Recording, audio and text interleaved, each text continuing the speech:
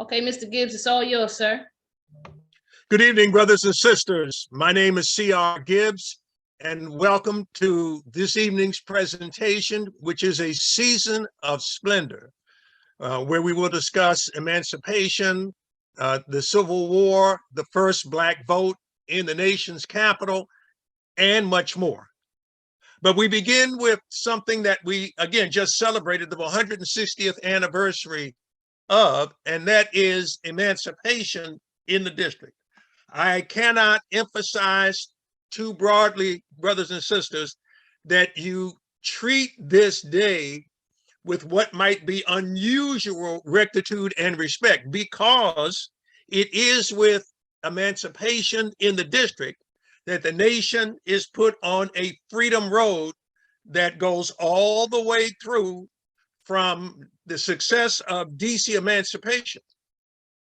We go to, this is April 16th, 1862. We go to September, which is the preliminary emancipation. Then we go from the preliminary emancipation, September of 1862, to January the 1st, 1863, with the Emancipation Proclamation. From there, we go to the Juneteenth. But Juneteenth is not the end of slavery in the United States. No matter what you may have heard, we still got to have a 13th Amendment. And in between those dates, as you'll shortly see, there is so much more. We've heard a lot about emancipation in the district, and I wanted to show you the text of it at the bottom of the May 3rd edition of Frank Leslie's Illustrated newspaper. So you're looking at something that existed at that time. And it says, an act entitled for the release of certain persons held to service or labor in the District of Columbia. No, just like the Constitution, DC emancipation does not say the word slavery, but we all knew what it was for and what it was about. While we acknowledge the horrors that were contained inside the Deep South, you must know and fully appreciate that everything that happened, the worst nightmares, the worst suffering in the Deep South happened in Washington, D.C. And I emphasize this so you understand that your youngins are not learning this. And in many parts of the country, at least 14 states, as we sit here this evening, they are unlikely to learn about this critical part of not simply Black history, but of American history. So what you're looking at now is a map of the district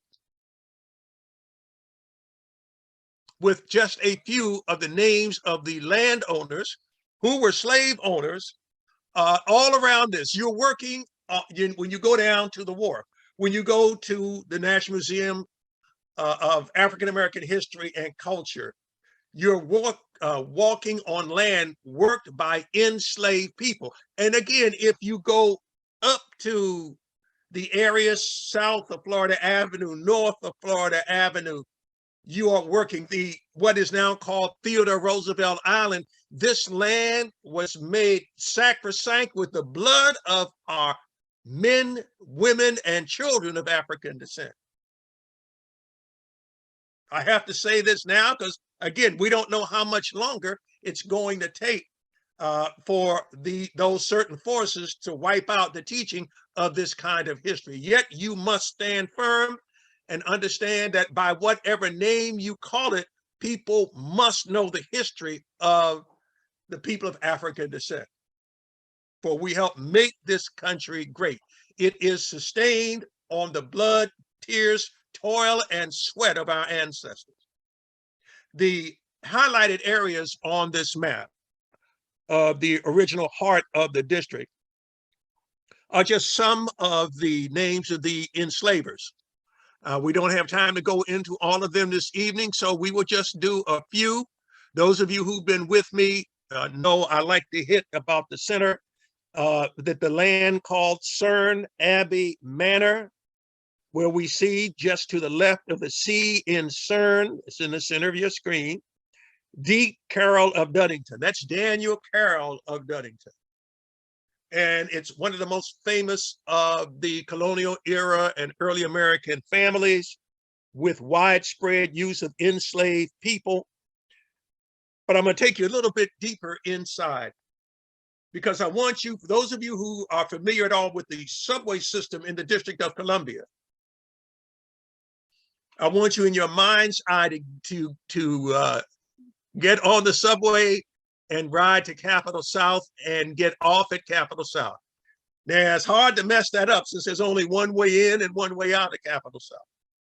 And then I want you, as you come out of the escalator, to make an immediate right, walk down the street, cross the street, walk to the far end of the next street. You're all walking in a straight line. To your left in the distance, you'll see a brick building, the old Capitol Page's restaurant. Walk in front of that brick building and then look diagonally across the street and you will see the street sign for Duddington Place, the name of the plantation owned by Daniel Carroll of Duddington. So when people wonder where in the world did that name come from, came from the plantation where enslaved men, women, and children lived and worked. Next to that name, just below it, is N. Young. For all of those who have been down to the wharf, all of that land was owned by a man named Notley Young. Notley Young. He was the largest slave owner at the time that the land of the district was chosen. We're talking about the first census, 1790, with over 200 Black men, women, and children under his legal sway. Those of you that know the DC Wharf, and we won't talk about the fact that there are no plaques to mention that, but there's a hill.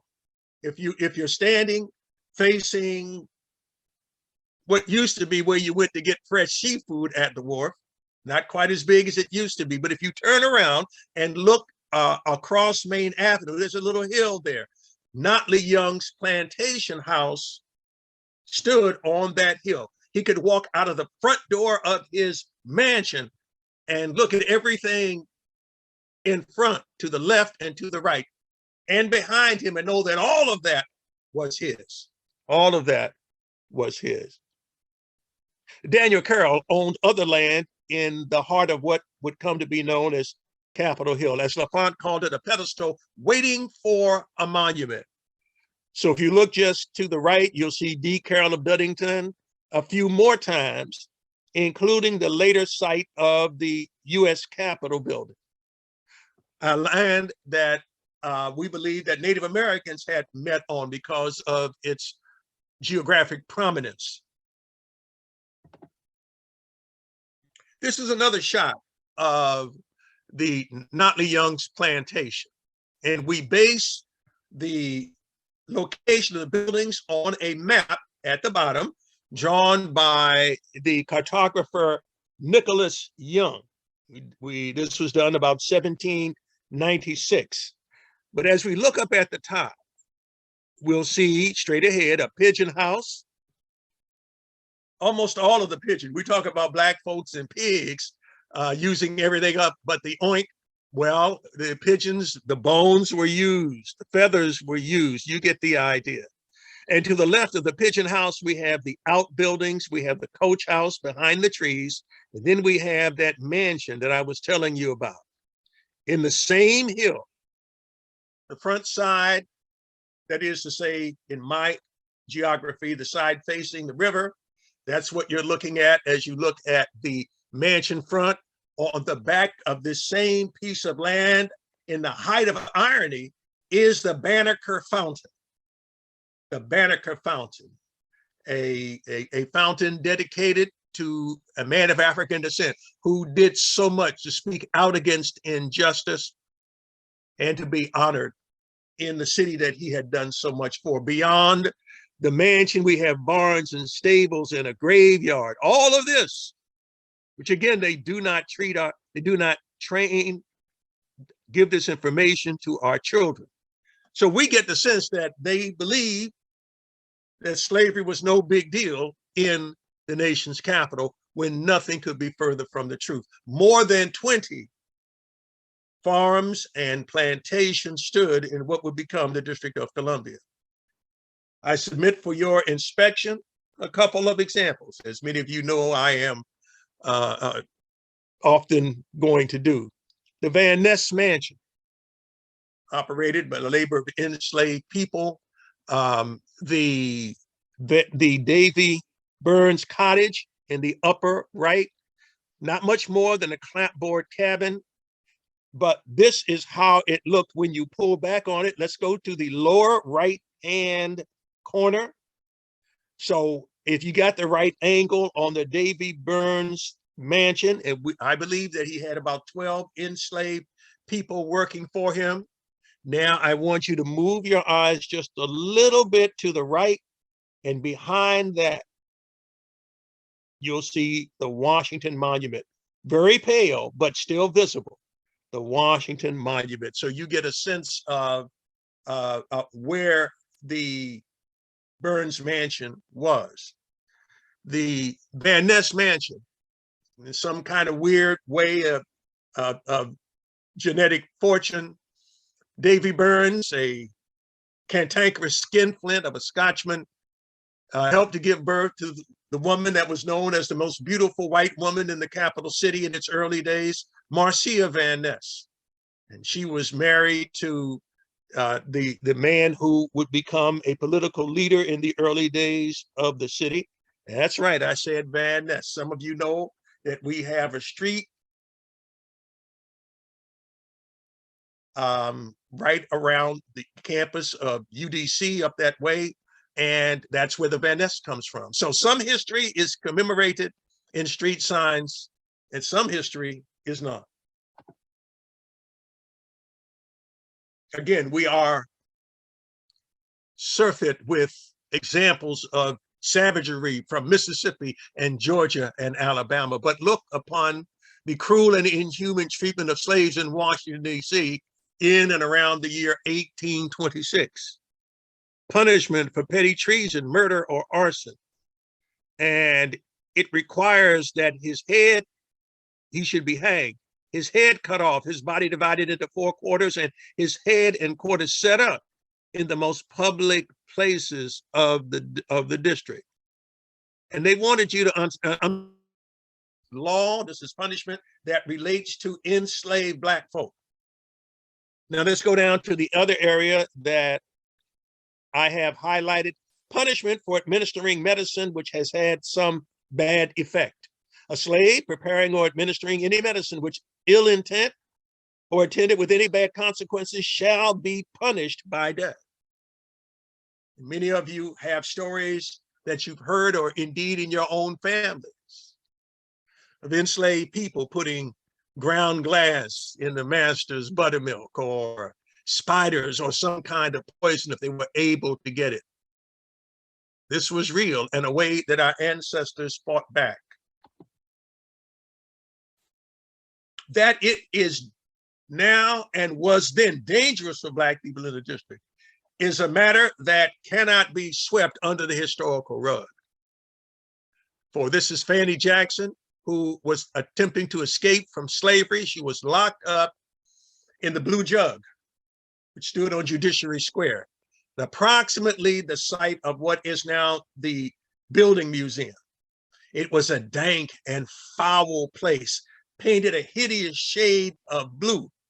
That's why it was called the Blue Jug. And so this is where you would find yourself incarcerated, not a fit place for any human being.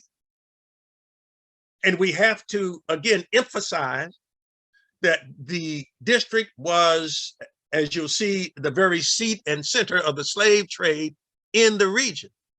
One of the largest dealers in human flesh was Thomas Williams. And here is one of his advertisements. Wants 50 Negroes for the New Orleans market. Washington, D.C., 27 March, 1843.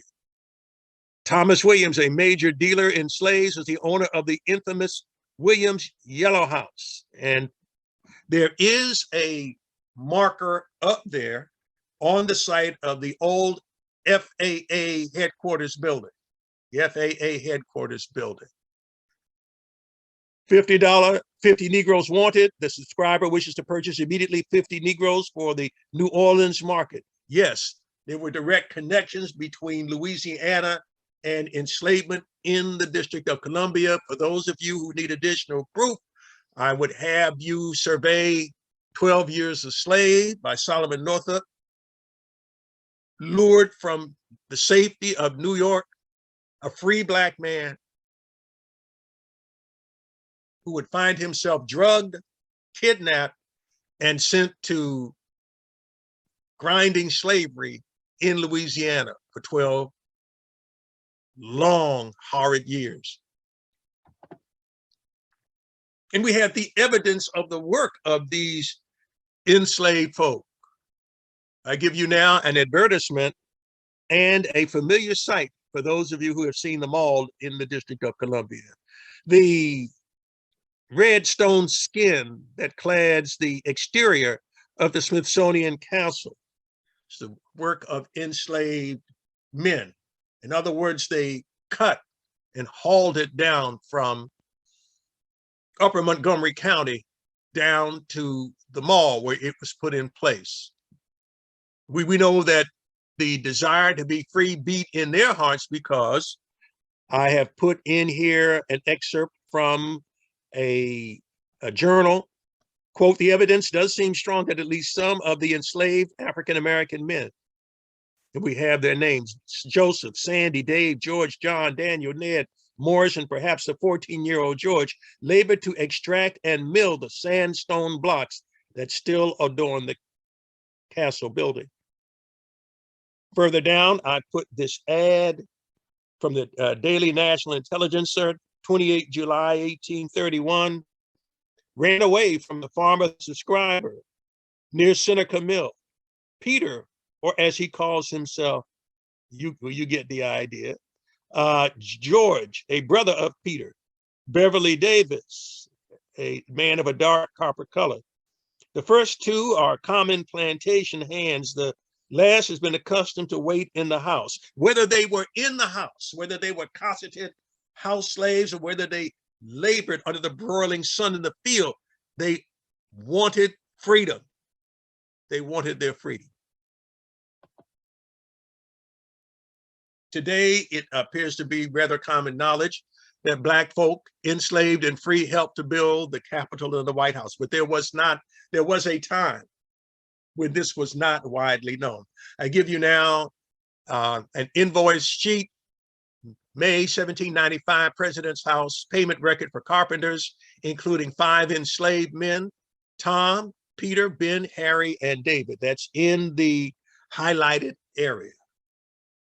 So when we talk about the city, when we drive around and look at its majestic buildings and broad avenues, understand that enslaved folk were an essential part of the physical fabric of the nation's capital, governed by the Black Code of the District of Columbia. There's several versions, but remember that we give ground to the South about Black codes without ever seeming to have encountered the fact that they existed in the nation's capital. I started a few minutes ago to talk to you about how dangerous it was then and still is in many ways for Black people in the district. One way, even during the height of slavery, is revealed in a book by the famous English author Charles Dickens. The name of the book, American Notes, where he writes on page 269, it has declared that in Washington, in that city which takes its name from the father of American liberty, any justice of the peace may bind with fetters any Negro passing down the street and thrust him into jail. No offense on the Black man's part is necessary. The justice says, I choose to think this man a runaway, and locks him up. Public opinion empowers the man of law when this is done to advertise the Negro in the newspapers, warning his owner to come and claim him, or he will be sold to pay the jail fees. But, Dickens writes, supposing he is a free Black and has no owner, it may naturally be presumed that he is set at liberty. No, he is sold to recompense his jailer. This has been done again and again and again. He has no means of proving his freedom, has no advisor, messenger of assistance of any sort or kind. No investigation into his case is made or inquiry instituted. He, a free man who may have served for years and bought his liberty, is thrown into jail on no process for no crime and on no pretense of crime, and is sold to pay the jail fees.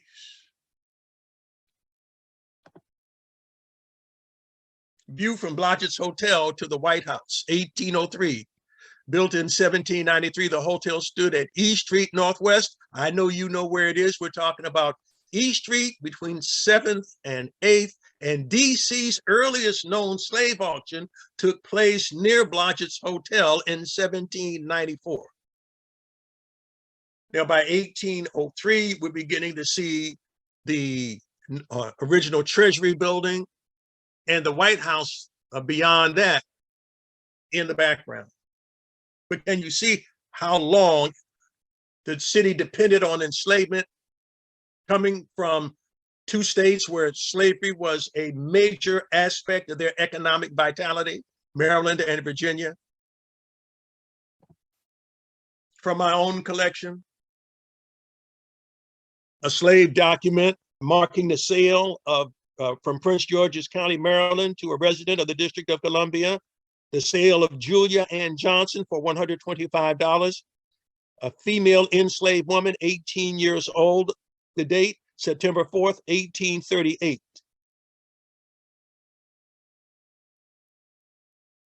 I'll just read the first line.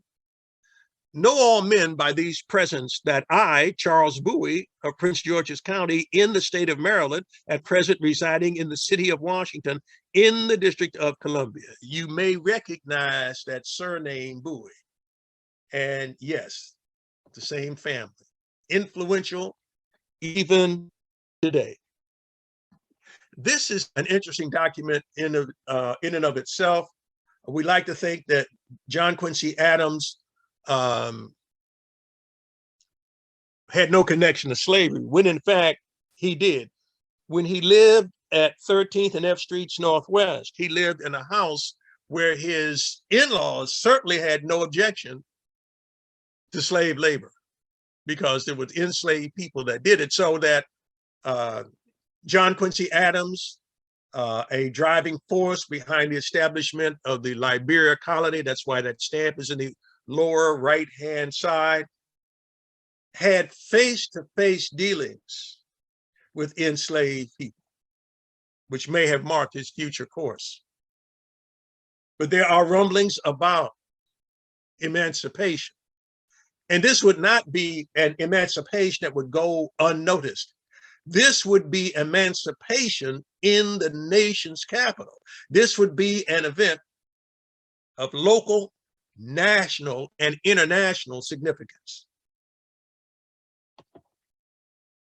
But the fight against it, the fight to be free, went all the way back to even before the time that the city was declared the capital of the United States. I have for you now 1811.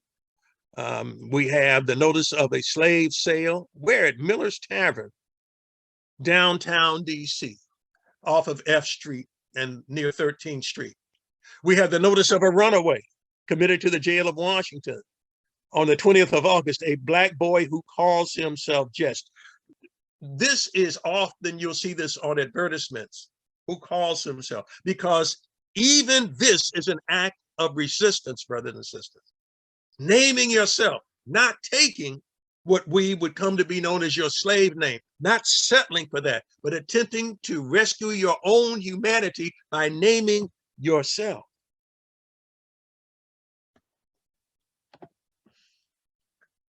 They don't teach your youngins, if you will, about that our ancestors in the district attempted slave rebellions. That seems to be, it's okay to teach the American Revolution, but any other revolutions, and people start inventing reasons why they can't.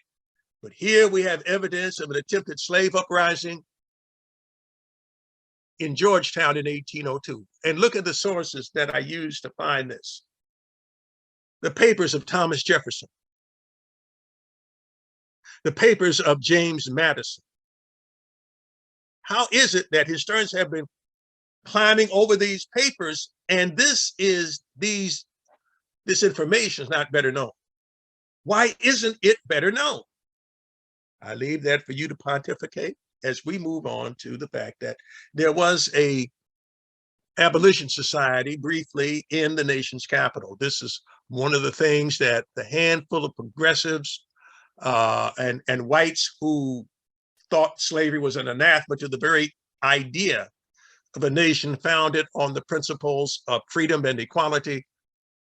This one done in 1828 to the Honorable Senate and House of Representatives, we the undersigned, citizens of the counties of Washington and Alexandria.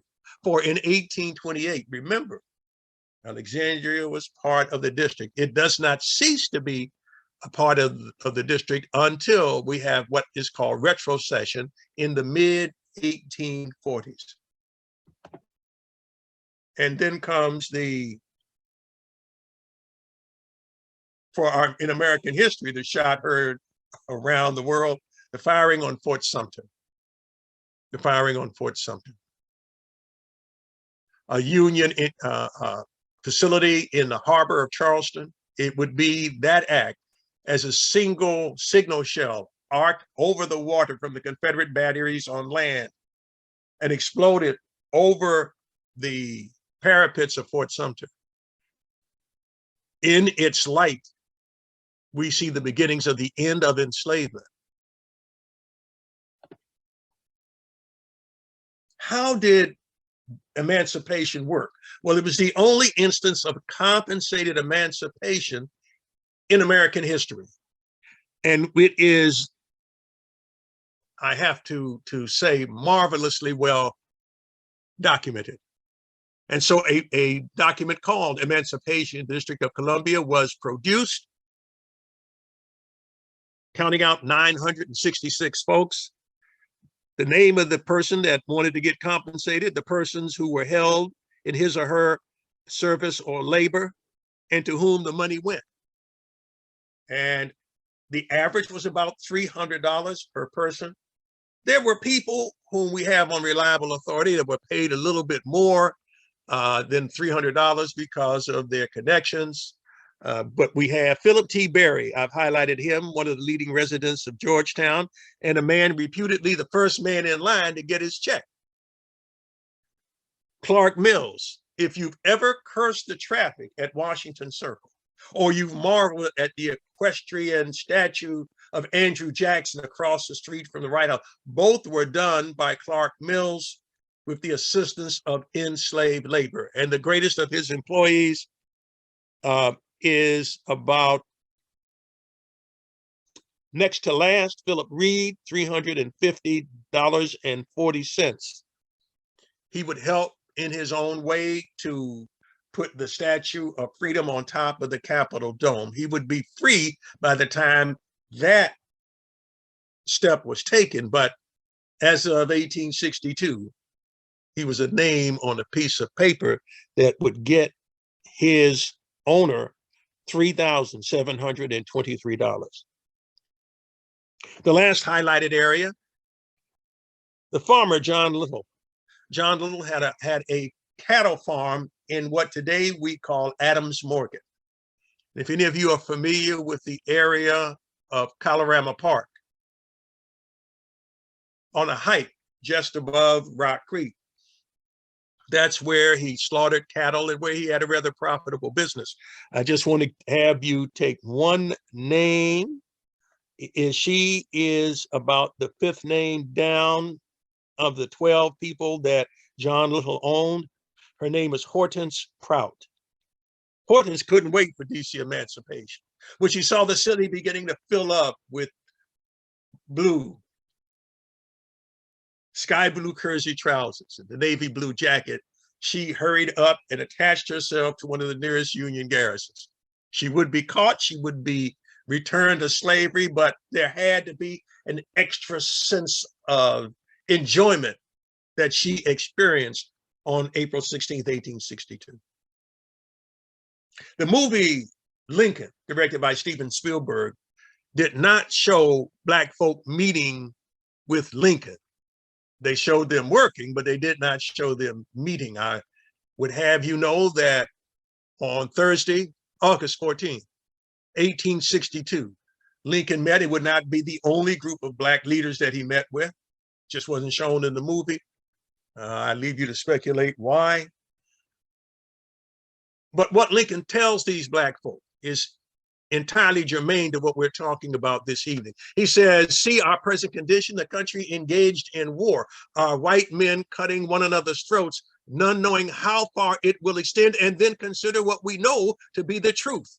But for your race among us, there could not be war. Although many men engaged on either side do not care for you one way or the other. And here he doubles down. Nevertheless, I repeat, without the institution of slavery and the colored race as a basis, the war could not have an existence. It is better for both of us to be separated. So when you hear some of your friends say, oh, the Civil War had nothing to do with slavery, remember these words of Abraham Lincoln. If he can be quoted for nearly everything else to do with the war, he can certainly be quoted and recognized for not saying it once, but doubling down and saying it twice, that it was slavery, condition of black people as a basis. The war could not have an existence. Now, the other half of this is it's better for both of us to be separated. So Lincoln was in favor of, when we got our freedom, that we did not stay to enjoy it within the continental bounds of the United States. He wanted us somewhere, anywhere that would take us. Those attempts at colonization failed. The black folk weren't anyway largely concerned about going anywhere. The United States had become their fortune. It was the receipt of their sweat. And so many attached themselves to, again, these Union outfits coming into the district. Here, soldiers of the 7th New York State Militia in their contraband service at Camp Cameron in Georgetown. And you see Brother Man pouring water from a pitcher into a bucket.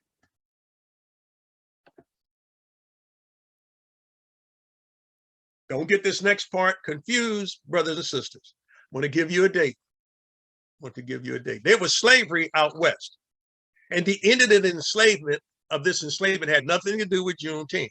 But it did have something to do that is a marvelous coincidence, if you want to call it that. It may have been divine order. But there is another June 19th that I want you to think about. In the wake of the success of DC emancipation, April 16th, 1862,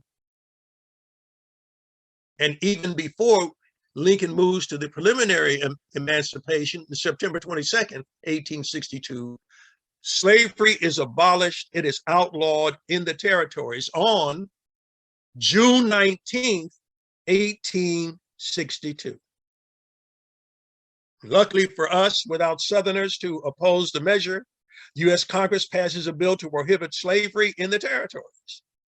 And the act defied the 1857 Dred Scott Supreme Court ruling, which said that Congress was powerless to regulate slavery. Lincoln signed the legislation ending slavery in the U.S. territories, the far-flung western states. You see Washington Territory, the Oregon Territory. You see Nevada. There were enslaved people in almost all of these locations. For example, in Utah, there were 29 enslaved people in 1860. We often don't even think of that when we consider the westward expansion. There were 15 enslaved people in the Nebraska Territory. Not many, but they were the source of wealth for many people. 1862. So here's another date for you. Okay. Black folk had been on their own for the first 62 years in terms of public schools. Free blacks who were able attended schools set up by free blacks or by a few friendly whites. But in 1862, Black people were finally admitted to the DC public schools, 1862. And this year is the 100th anniversary of the admission of Black people to the public schools of DC. Don't know how many of you have given it any thought, but perhaps we need to do so. But even here in this victory, there was great bitterness. Now, the way the system was supposed to work, they were supposed to take the taxes, and that was supposed to help pay for the price of the schools. But maybe it was a coincidence, the money got tied up somehow or another. Maybe it was bureaucratic inefficiency. But what we can say is that Congress passed a bill requiring Washington, Georgetown, and the county part of the district to develop separate public schools. Now, 10% of Black property taxes were set aside to support Black education, and a separate board of trustees to be appointed by the Secretary of the Interior to oversee the schools. Now, the estimate was that, given by congressional supporters, was that that should be about $3,000 for colored school revenue from taxes levied on the Black community. In actuality, only $265 of the taxes collected from Black residents was given to Washington colored schools the following year. And in Georgetown, they got no money. No money. There was money, but the powers that be seemed to be less than filled with alacrity in order to provide it. So we are standing now in late 1862, and much of the people, many of the whites in the city, feel this way, what you're looking at now. One of the resolutions from a meeting of Fourth Ward Democrats at the Exchange Hotel near 6th and C Streets Northwest. A resolution that they will declare our uncompromising opposition to all their efforts to elevate the Negro by force of legislation to a position in this district for which he is unprepared, and all of which efforts tend to the injury and oppression of the white race by encouraging the immigration to the city of an indolent and worthless population from the adjacent slaveholding states. Makes you wonder who did the work that was attributed to us. If we were indolent, if we were worthless, when in 1862 years earlier, the estimated price for a skilled Black man was $1,500. But let us go on. Following DC Emancipation, following the end of slavery in the territories, following the preliminary emancipation on January 1st, 1863, we have the Proclamation of Emancipation. Now, these documents are far from perfect. You could almost hitch your wagon and to some of the holes in the logic, but Black people made them real. More importantly, Lincoln simply codified what was already happening. Black people were already flocking to Union forts and garrisons. They were going to struggle for freedom, whether the president recognized it or not. It was essentially a fait accompli as far as freedom-seeking Black folk were concerned. With the police and the military authorities running out of places to put DC's growing Black population, they came upon the idea of a village for freedmen in what is now Arlington Cemetery on the land owned by the Lee family. This would come to be known as Freedmen's Village near Arlington Heights. Even Sojourner Truth came out and taught Black folk. We understood the value of land and education. We understood the criticalness of the vote. And nothing would deter it from us. And we were willing to place our lives on the altar of freedom in order to get it. So we enlisted wherever we could. in the district. That even happened at Mason's Island opposite Georgetown, DC, or what we would today call Theodore Roosevelt Island. This irrepressible conflict had now assumed gigantic proportions. When it finally ended, as you're looking at here, the battles would be far from over. Lincoln's murder, the surrender of the Confederate General Robert E. Lee, which ultimately leads to the surrender of all the Confederate forces.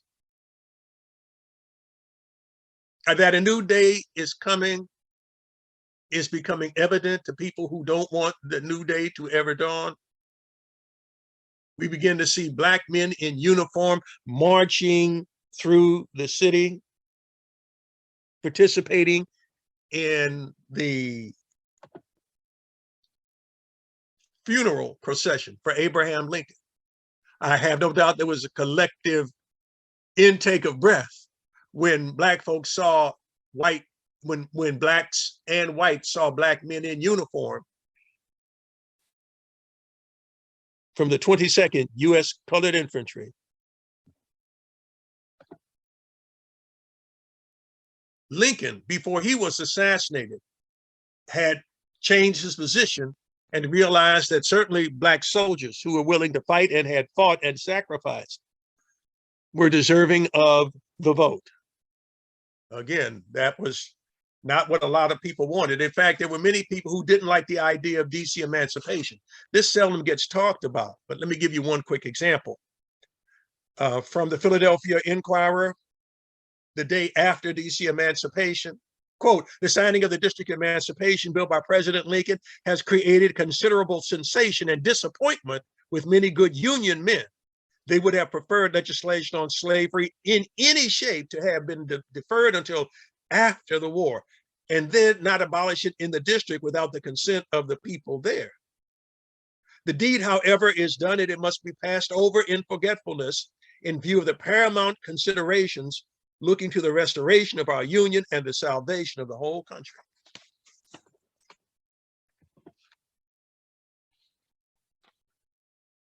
July 4th,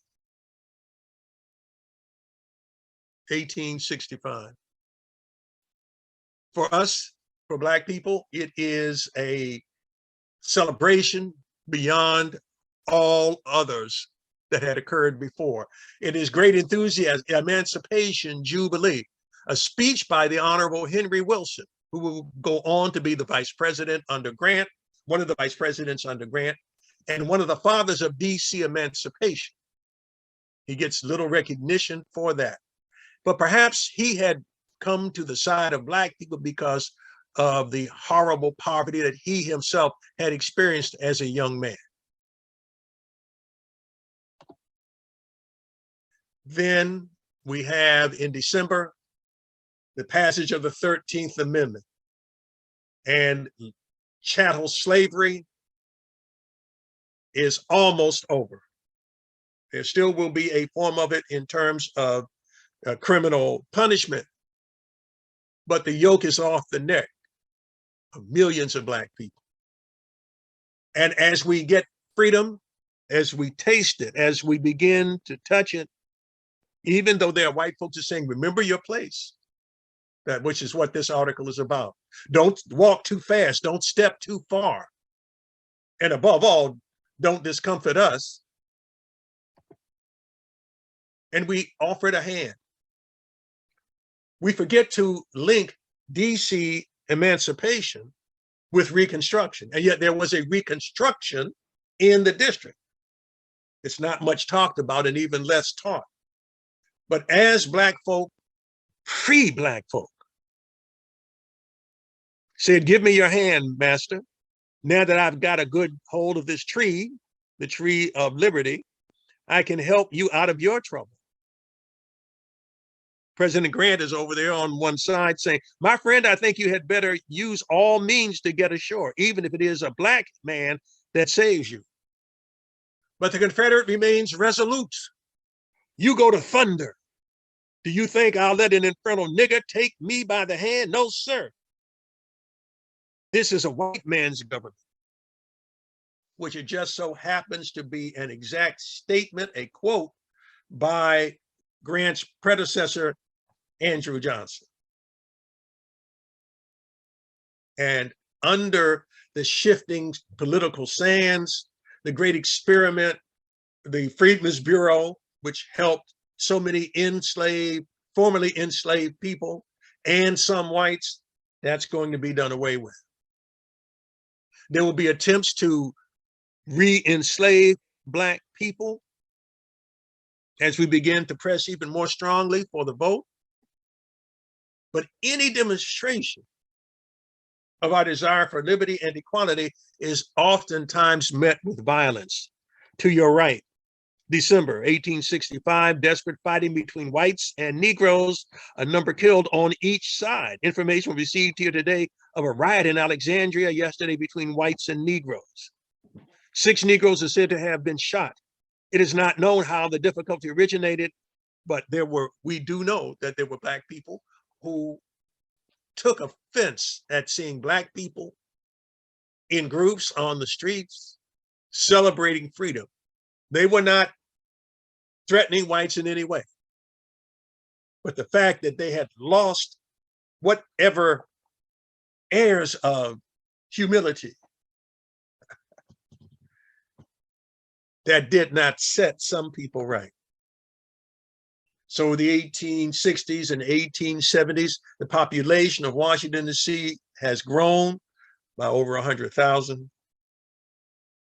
DC Emancipation is being honored every year from 1866.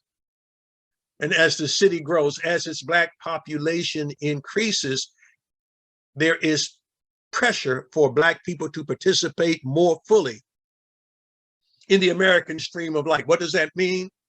The stream of life, politics, the vote. That is denied Black folk in, here we go, Alexandria.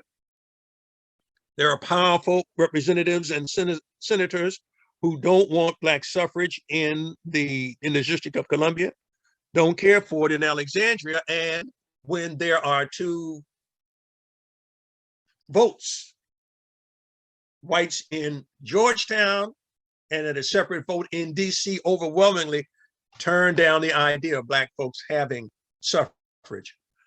From the Negro in the District of Columbia, the results for Negro suffrage in Washington, 35 voters, Georgetown 1 vote, against 6,556 voters. Georgetown, 813. That would be 813 to 1. And 6,556 voters against, and only 35 voters for. So you understand the kind of mountain of opposition that Black people faced. But there was things were changing. I want you to remember 1862 for yet, here we go, one other thing.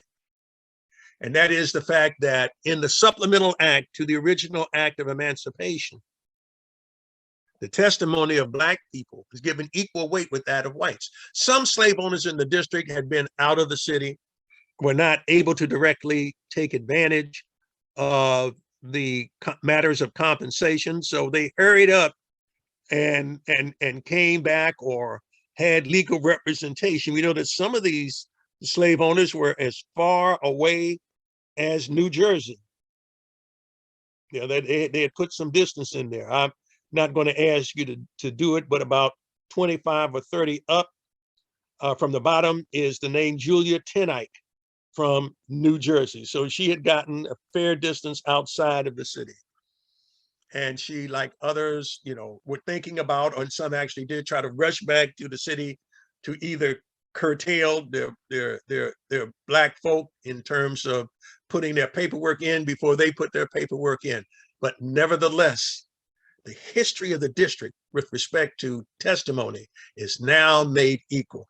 It seemed to many whites as though the world had turned upside down. And now we get even more discussions about Black people getting the vote. And why not? They're demonstrating fitness for citizenship.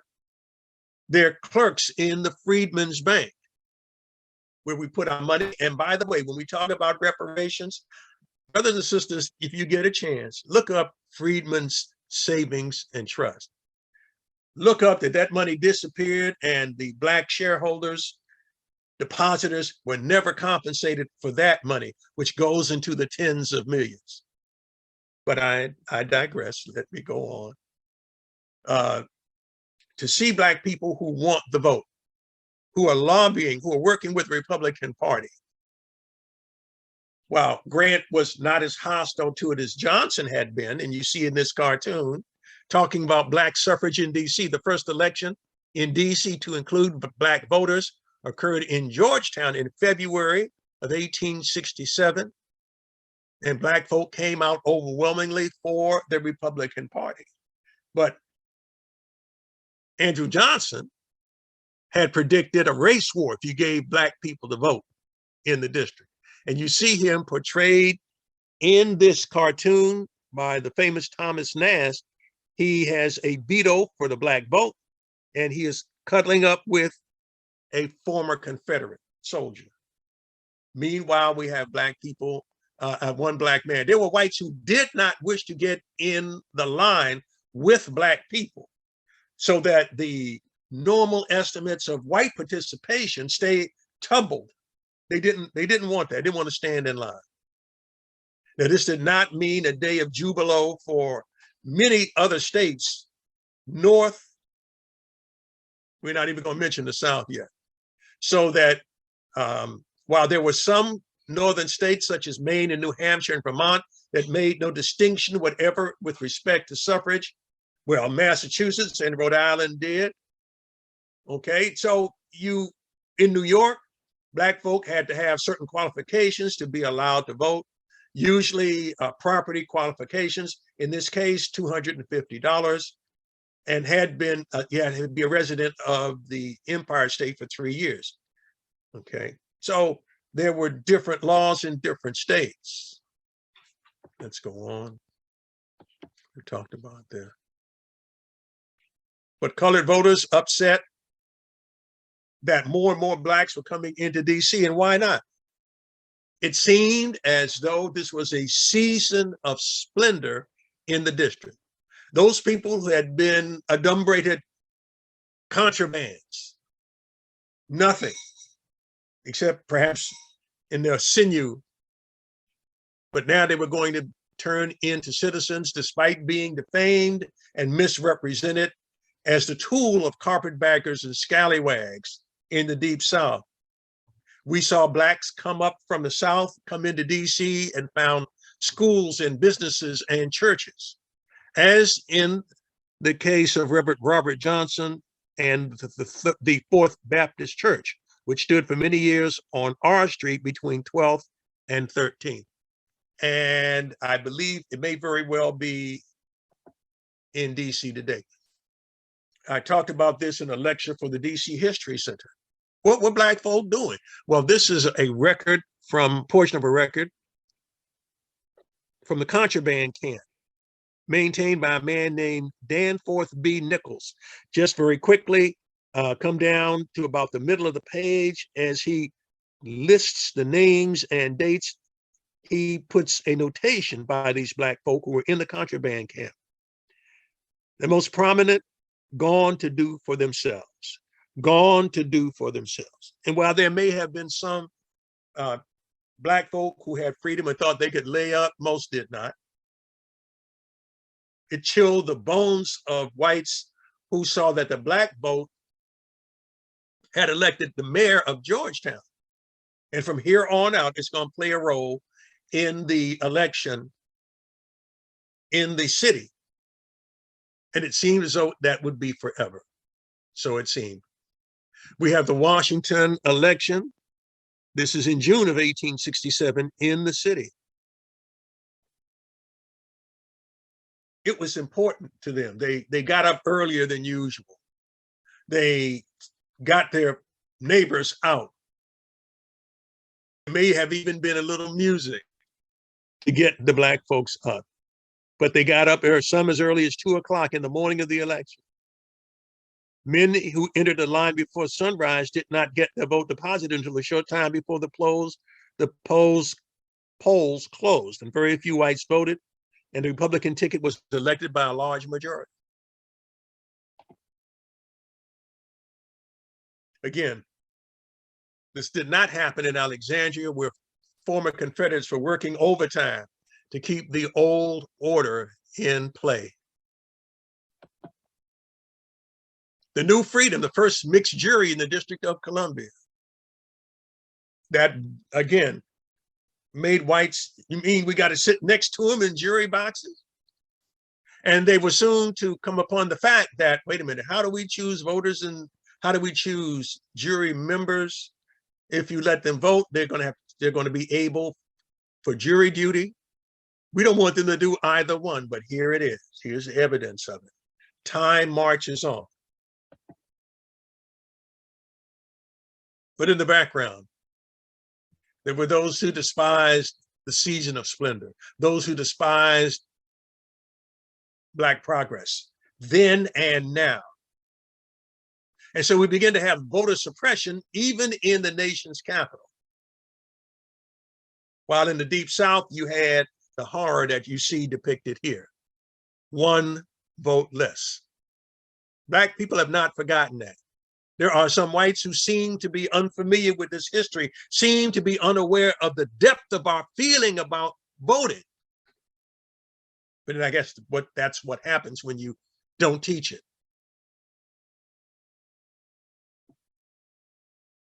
We're participating in the vote now. We're joining Republican clubs. This is the first Republican ticket in the first ward. Sales J. Bowen is seen as a friend of Black people, but we have W.H.A. Wormley, an African-American, who is on the ticket. That's going to get only more filled with Black votes, even as the Republicans reassert themselves. Even during the time of Boss Shepherd, and I just mentioned Sales J. Bowen, and they have the nerve to put thousands of Black men to work, turning a dust bowl of a city into a concrete metropolis with paved streets.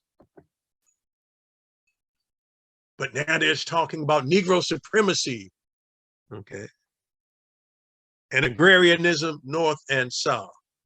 The headlines are filled with stories of Negro rule, not only in the Deep South, but even in the district as well.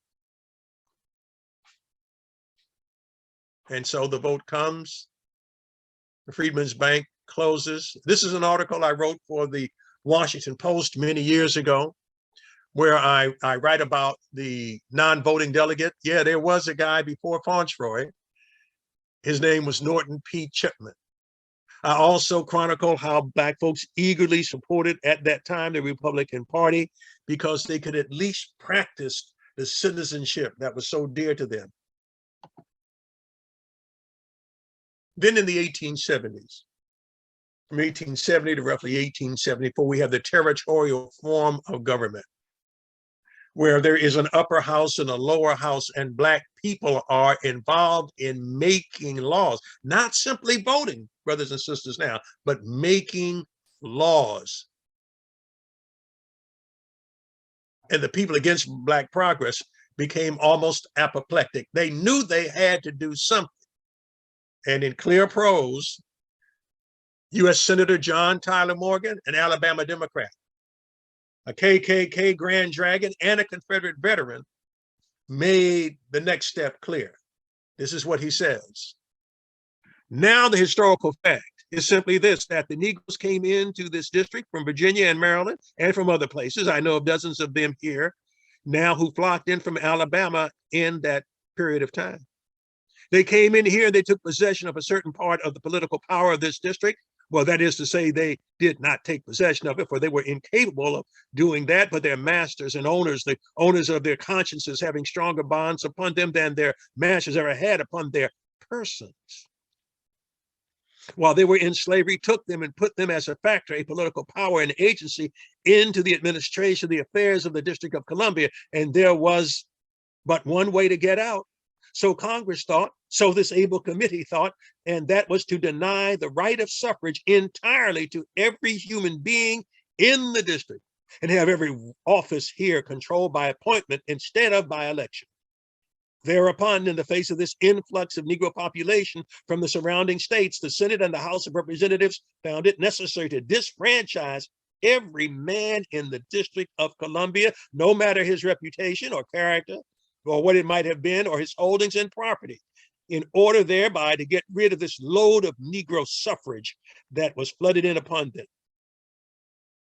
This, Morgan bragged, is the true statement.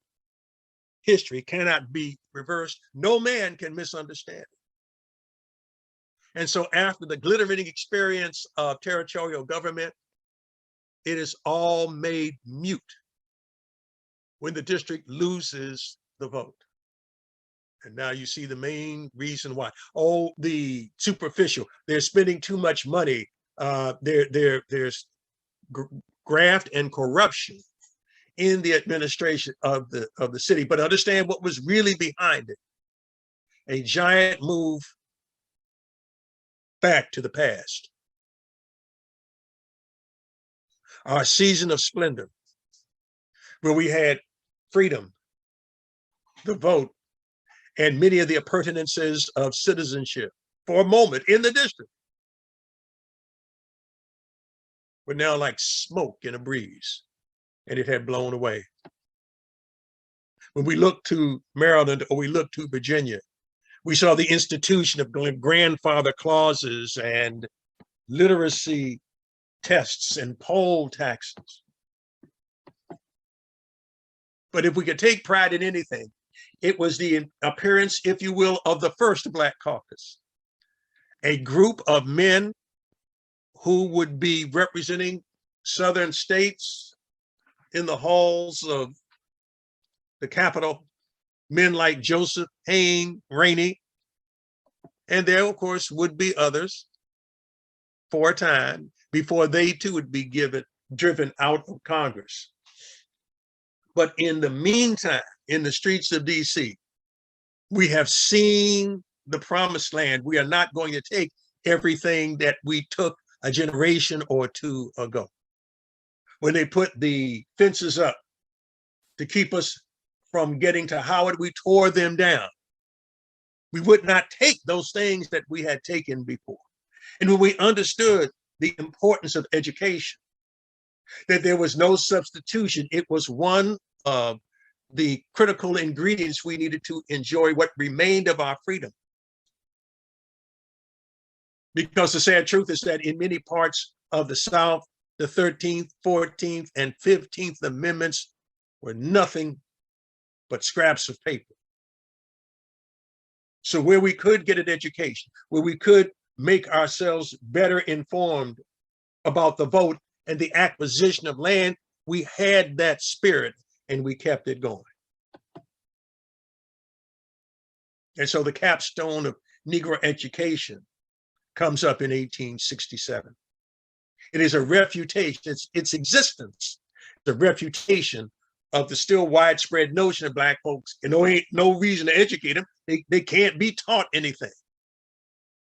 They have not progressed beyond the notion of apes or semi-apes, and yet we have phalanxes of educators, Black men and Black women that march off that hill and upset the world with brilliance, with dedication and resolve. When in the 1990s rather, we get a chance to have our own kind of home rule, although it's under the commission form of government. It is such that the season of splendor so scared the authorities on Capitol Hill and in state capitals that the only control that Congress will permit is the commission form of government, which is still the longest form of government we've had. no mayor, no head of the House of Delegates. We have people that are appointed and an officer from the Corps of Engineers. But even here, there would come a time when Black folk would be on the Board of Commissioners. One of the earliest is John B. Duncan, one of the earliest. And when we talk about activists, we have DC desegregation activist Gardner L. Bishop, who deserves so much more to be known. When the District of Columbia was desegregated in 1954, not by Brown versus Board of Education, the decision handed down the same day to desegregate DC public schools is Bowling versus Sharp. That's another story. But understand that the move to do this in more modern times would never have taken place without men and women activists such as Gardner L. Bishop. The 23rd Amendment in 1961, we at least get a partial vote for president, but we don't have full representation. We're trying to get our foot in the door. But even then, there are people who are saying that DC is too Black, too liberal, too democratic. We will settle on a kind of home rule. We would even give them a congressional delegate, non-voting, of course.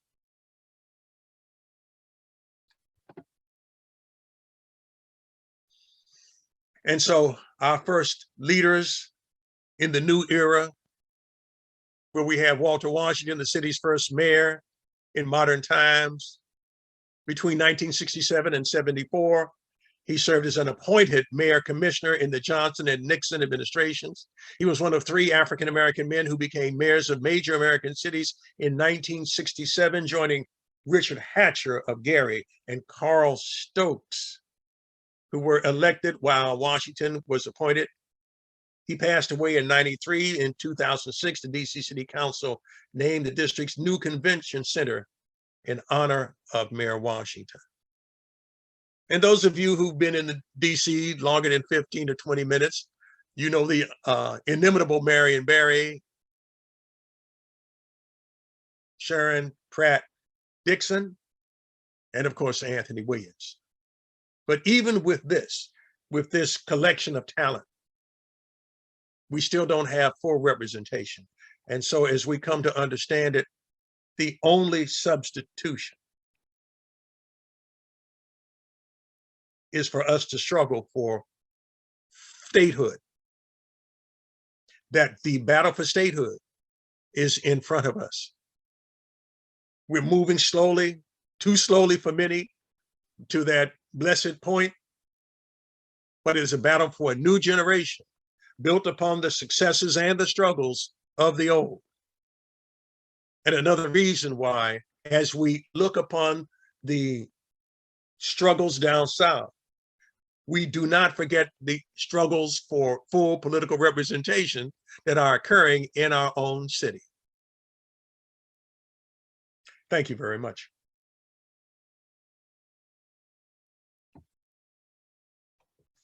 Thank you.